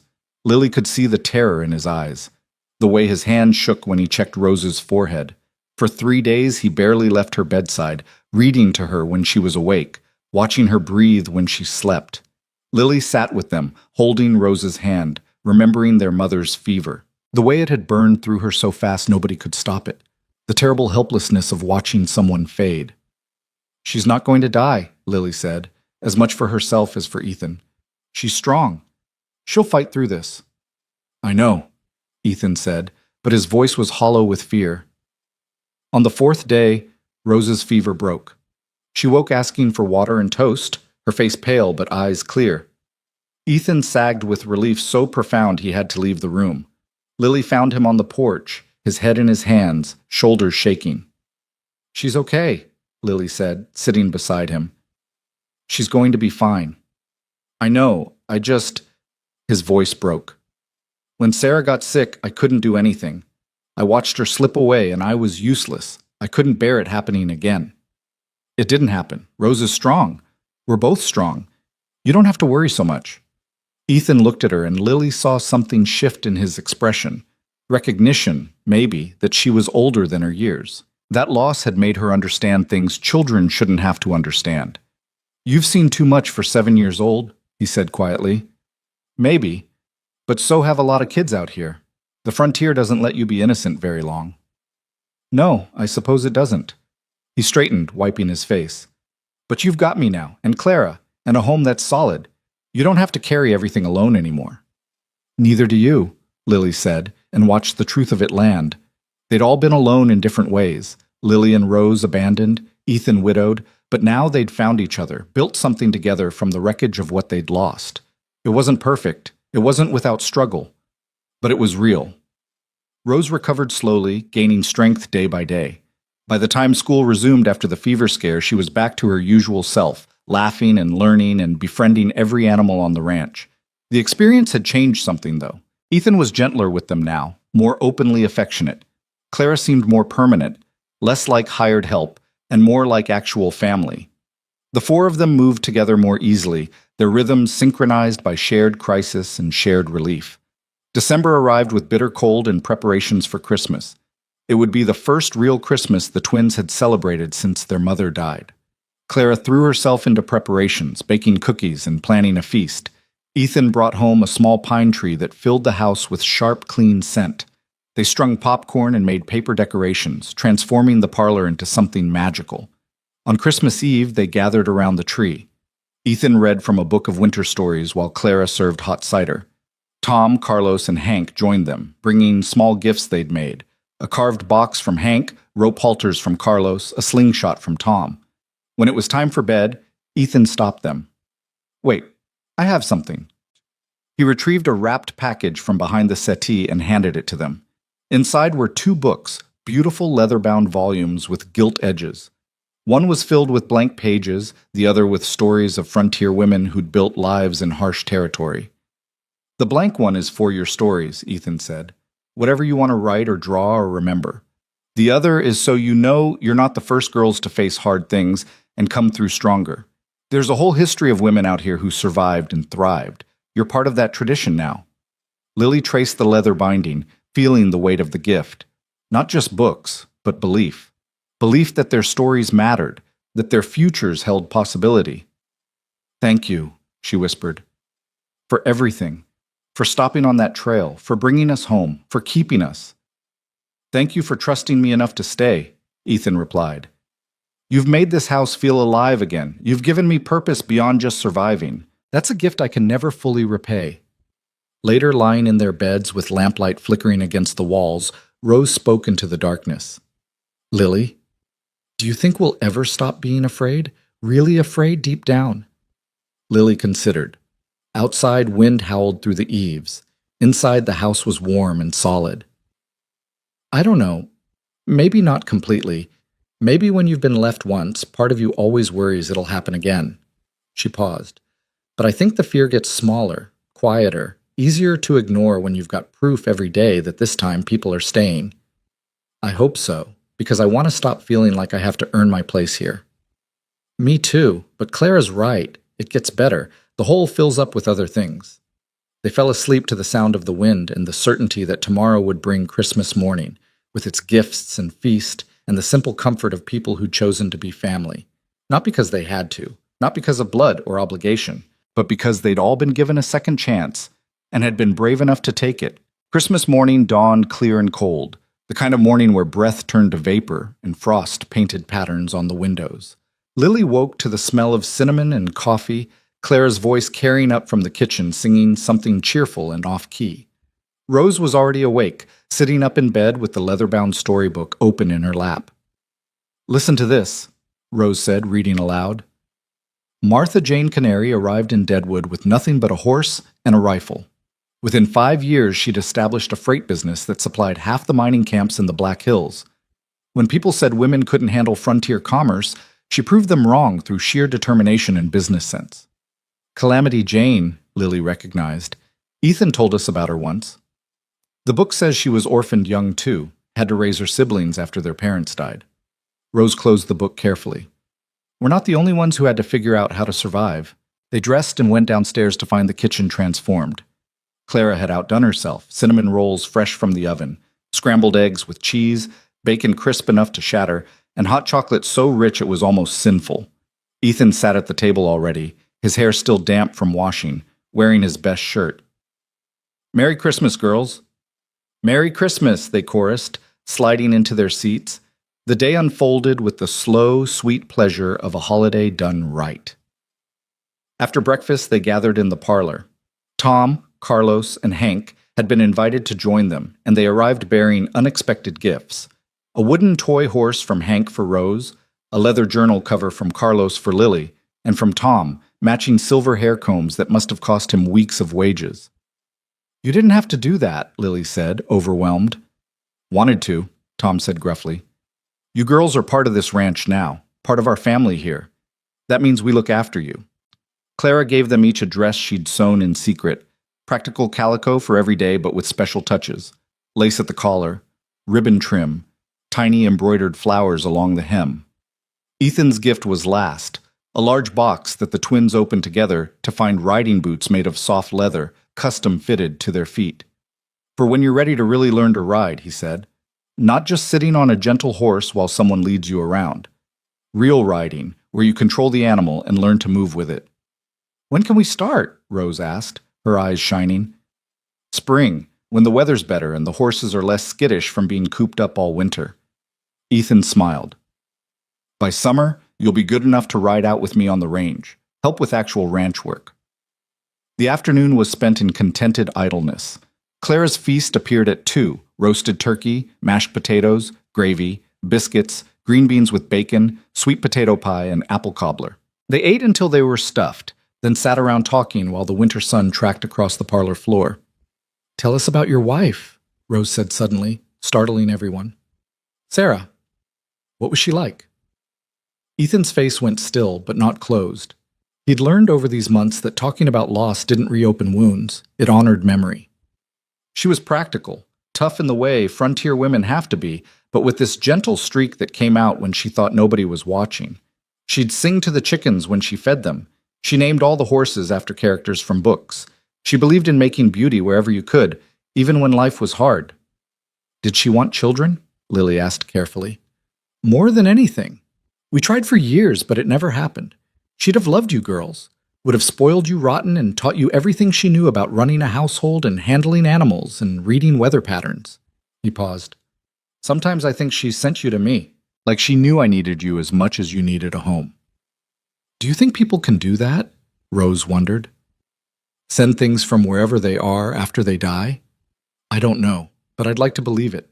I'd like to believe the people we love stay connected to us somehow, helping guide us toward what we need. That evening, after the ranch hands had returned to the bunkhouse and Clara had retired to her room, Ethan called the twins to the study.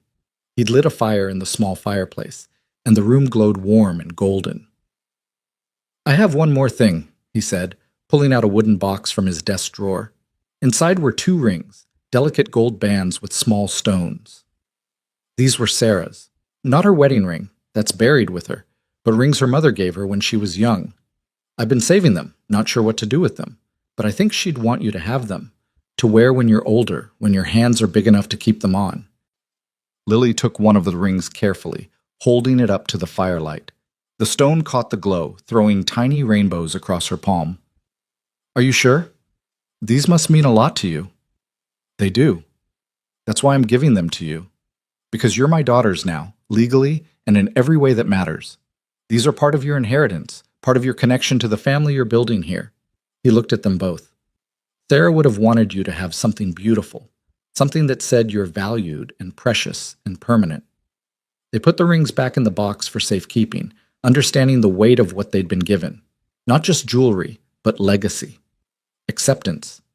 Proof that they'd been woven into the fabric of this family so thoroughly that they inherited not just Ethan's name, but his history. The winter passed in a blur of school and chores and the slow, steady work of becoming a family. January brought blizzards that trapped them inside for days at a time. Lily and Rose read through half of Ethan's library, improved their arithmetic until they were caught up with their grade level, and learned to play chess on the board Ethan brought down from the attic. February thawed enough for them to return to school, where Miss Hartley pushed them harder academically, recognizing their hunger to learn. The gossip about their household had mostly died down. Some families remained distant, but others had warmed.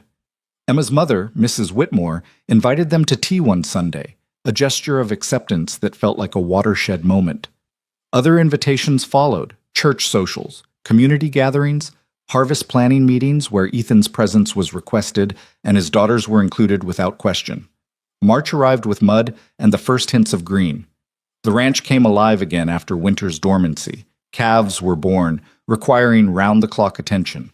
Fences needed mending. Equipment needed maintenance. Ethan kept his promise, teaching the twins to ride properly, spending hours in the corral showing them how to read a horse's mood, how to sit balanced, how to communicate through touch and weight and voice. Rose took to it naturally, her gentle way with animals translating into confident horsemanship. Lily struggled more, approaching it with the same fierce determination she brought to everything, refusing to quit even when she fell and bruised and had to climb back on with tears in her eyes. You don't have to prove anything, Ethan told her after she'd been thrown for the 3rd time in one afternoon. Nobody's judging you. I'm judging me, Lily said, brushing dirt from her pants.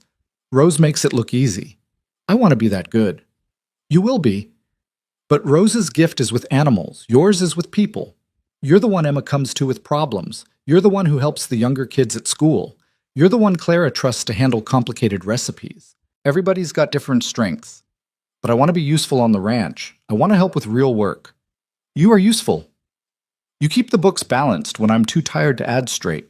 You write letters to buyers and suppliers. You remember things I forget. That's real work. He helped her back onto the horse. But I'll help you get better at riding too, because you deserve to feel confident in all the things you try. By April, Lily could ride well enough to accompany Ethan on short trips around the property. By May, she and Rose were both competent enough to help move cattle between pastures. It was hard, dusty work that left them exhausted and sore, but it also made them feel capable, strong, like they'd earned their place through sweat and effort rather than charity.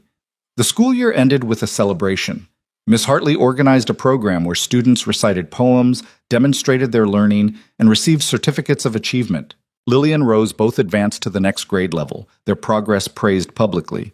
Afterward, families gathered for a picnic, and Lily noticed something had shifted. People spoke to Ethan without the edge of suspicion that had colored earlier interactions. Women included Clara in their conversations naturally, and children invited the twins to play without hesitation or sideways glances. "You've done it," Emma said, sprawling in the grass beside them. "You've gone from scandalous orphans to just regular kids. That's pretty impressive." "We didn't do anything special," Rose said. "We just lived." "That's exactly what made the difference. You just lived normal lives and let people see you weren't going to corrupt anyone or cause trouble. Now you're boring in the best possible way." Lily laughed. "I never thought I'd be happy to be boring. Boring is underrated out here. Exciting usually means someone's dying or buildings are burning." Summer brought its own rhythm. Long days of work balanced with moments of pure joy, swimming in the creek, riding to the edges of the property, helping with the massive garden Clara planted. Tom taught them to fish properly. Carlos showed them how to identify tracks and read signs of wildlife. Hank carved them each a knife and taught them how to sharpen and use it safely. One evening in late June, exactly 1 year after Ethan had found them on the trail, he called them to the porch after supper. The sun hung low on the horizon, painting the prairie in shades of gold and amber. "I was thinking about dates today," he said. "Realized it's been a year since you came home." "Has it really been a whole year?" Rose marveled. 365 days. You've grown at least 3 inches each. You've learned to ride, to read at a higher level than most adults, to handle ranch chores, and to hold your own at school. You've made friends and earned respect and become part of this community." He paused.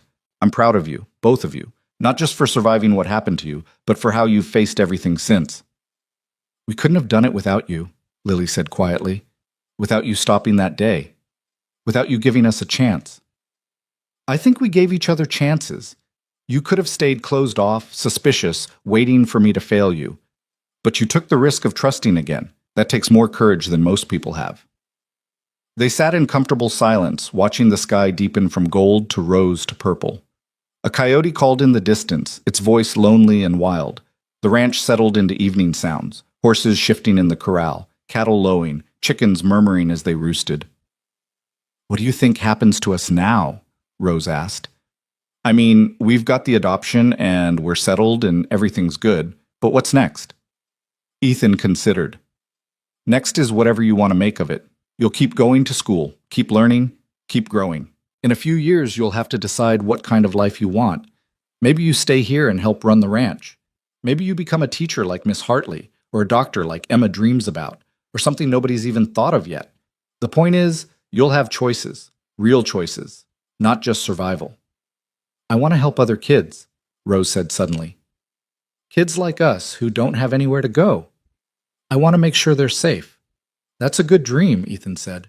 "Noble one." "What about you, Lily?" Rose asked. Lily thought about it, about the year behind them and the years ahead. "I want to learn everything. How to run a ranch, how to manage money, how to build something that lasts. And I want to write. I want to tell stories about people like us, people who survived hard things and built good lives anyway." "Also noble," Ethan said. "Also possible if you work for it." July brought the news that would change everything. Mrs. Brennan arrived unannounced, driving her own wagon this time, looking travel-worn and serious. The twins' hearts sank when they saw her, old fears surging back. Had something gone wrong with the adoption? Was she here to take them away? But Mrs. Brennan's news was different than they'd feared. "I'm here about a proposal," she said, accepting the tea Clara offered. "I've been working in child welfare for 15 years now, and I've seen every kind of placement imaginable. Most are adequate. Some are terrible. A few are exceptional."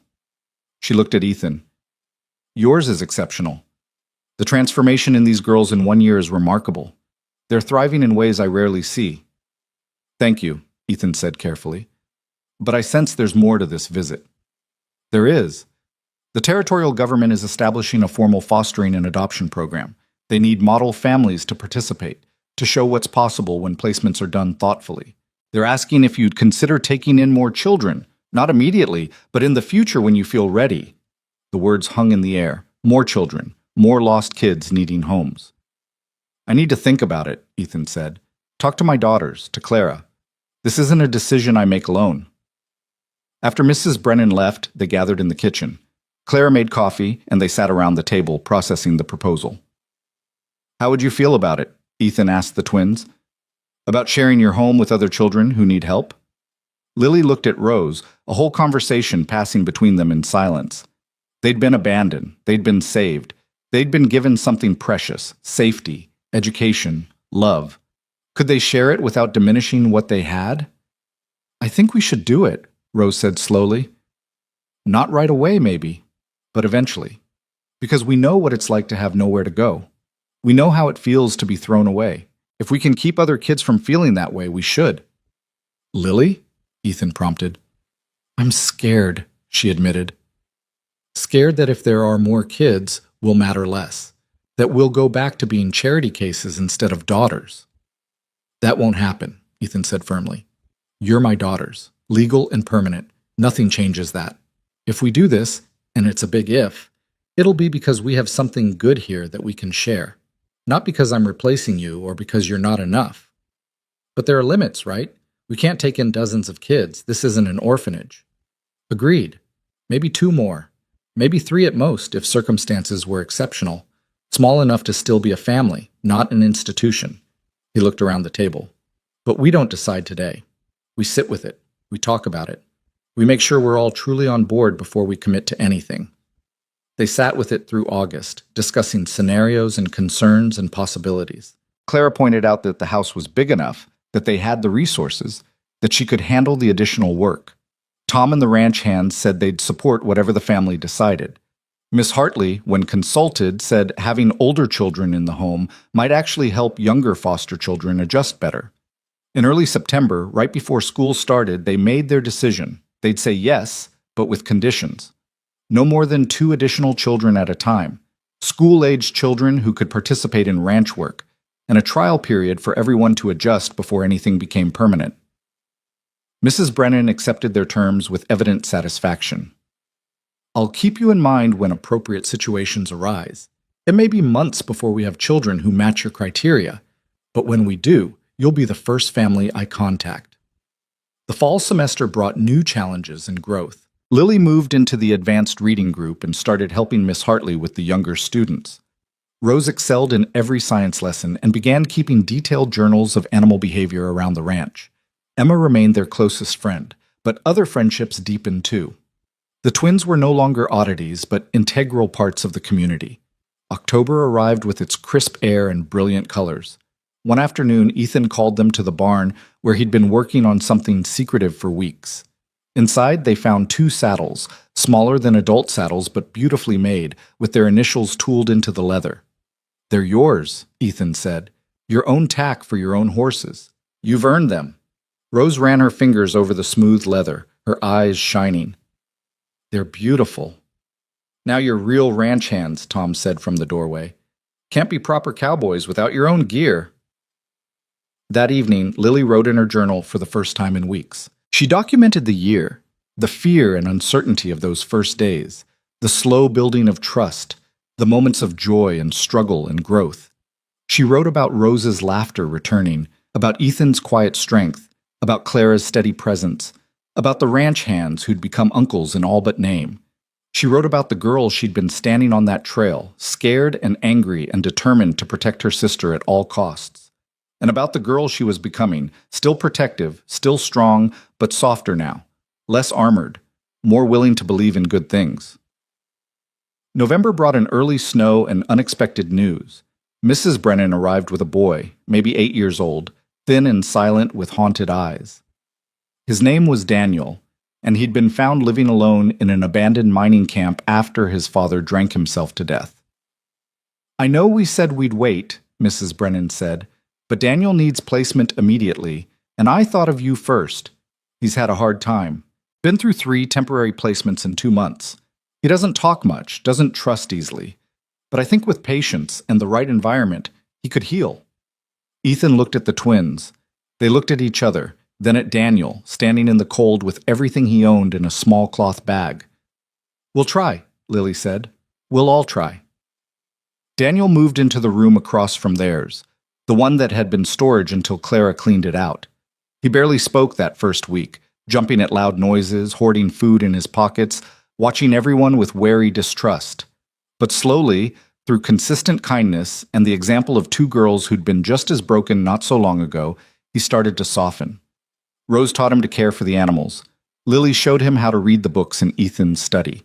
Clara fed him patient meals and didn't comment when he ate like someone afraid it would be taken away. Ethan gave him space and time and the same steady presence that had saved the twins. By December, Daniel smiled occasionally. By Christmas, he was talking in full sentences. By February, he'd stopped hoarding food and started sleeping through the night. The healing was slow and imperfect, but it was happening. One evening in March, 2 years after Ethan had found the twins on that dusty trail, they all sat together on the porch. The sunset painted the sky in impossible colors, and the prairie stretched endless in all directions.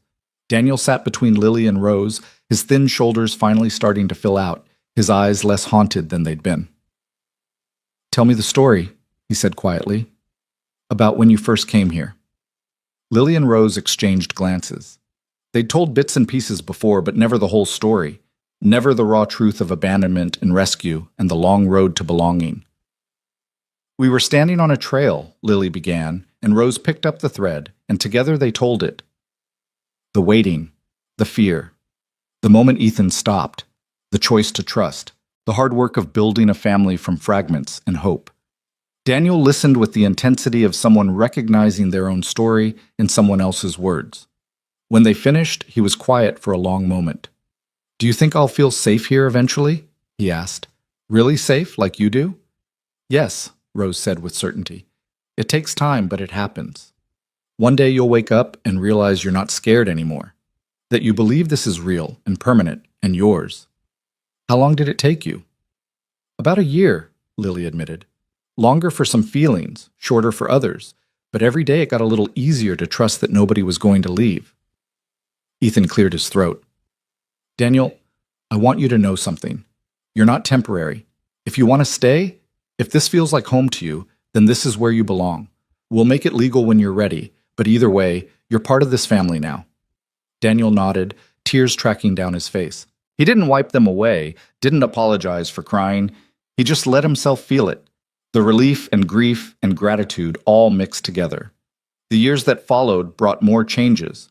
Another child joined them briefly before deciding she was better suited to a family in town. 2 more stayed permanently, siblings found living in a burned-out homestead after their parents died of influenza. The house filled with noise and life and the constant chaos of children growing up. Lily and Rose grew into young women who knew their worth, who worked alongside men on the ranch and studied hard in school and dreamed big dreams about their futures.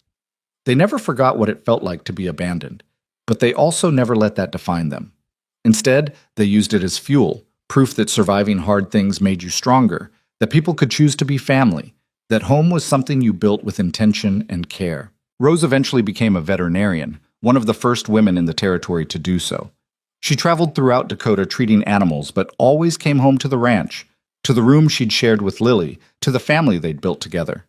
Lily became a writer and a teacher, documenting the stories of frontier families and teaching children of all backgrounds. She married a rancher from the next valley over, but kept her name, Cole, because it represented everything she'd survived and everything she'd become. Daniel grew into a steady young man who took over much of the ranch operations, working alongside Ethan until the older man's health failed. He married a girl from town and raised his own children on the land, teaching them the same lessons about family and resilience that had saved him. But all that came later. On that March evening, with the sun setting and the prairie wind carrying the scent of coming spring, they were just a family sitting together, not bound by blood, but by something stronger: choice and commitment and the daily work of showing up for each other. Ethan looked at the children gathered around him and thought about the day he'd ridden past two small girls standing in the dust. He'd almost kept going, almost convinced himself it wasn't his problem. But something had made him stop. Maybe Sarah's voice in his head, maybe simple human decency, maybe just the recognition that he could help and therefore should. That one choice had transformed everything, had given him purpose and family and a future worth working toward, had saved children who deserved saving, had created something good out of loss and loneliness and the terrible things that happen to vulnerable people in hard places. "Thank you," he said quietly, surprising them all, "for trusting me, for staying, for teaching me that family is something you build, not something you're born into. You've given me more than I ever gave you." "We gave each other chances," Lily said, echoing his words from years ago. "That's what family does. They give each other chances and space and time to become who they're meant to be." The sky deepened to indigo, stars emerging one by one. Inside, Clara was preparing supper, the smell of roasting chicken drifting out. In the bunkhouse, Tom and Carlos were probably playing cards while Hank whittled. In the barn, horses settled for the night. Across the property, cattle grazed in pastures green with spring growth. It was an ordinary evening on an ordinary ranch in Dakota Territory. Nothing dramatic, nothing that would make history books or inspire songs. Just a man and his children sitting together, watching the day end and the night begin, secure in the knowledge that they belonged to each other. But for the people who'd been lost and then found, who'd been thrown away and then chosen, who'd learned that love was something you built through steady effort and daily kindness, for them, it was everything. The prairie wind sang through the grass, carrying stories of all the people who'd passed through this land. Some stories ended in tragedy, some in triumph. Some, like theirs, ended in the simple, profound victory of surviving and thriving and building something that lasted. Two girls had been abandoned on a trail in the summer of 1886. A man had stopped when he didn't have to, and together they'd created a family that proved blood wasn't the only bond worth trusting, that choosing each other was sometimes stronger than being chosen by fate. The trail where they'd once stood alone was long gone, erased by weather and time and the countless feet that had traveled over it.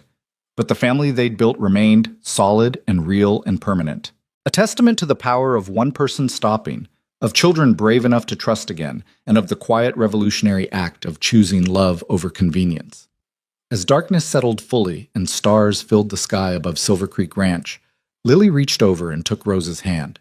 Rose took Daniel's, and together they sat in the peace of knowing they were home. Not because someone had given it to them, but because they'd built it together, one choice at a time, one day at a time, one act of courage at a time. And that, Lily thought as she watched the first stars appear, was worth every moment of fear they'd endured to get here. Worth the waiting on that dusty trail, worth the risk of believing in good things again. They were home. They were family. They were exactly where they belonged.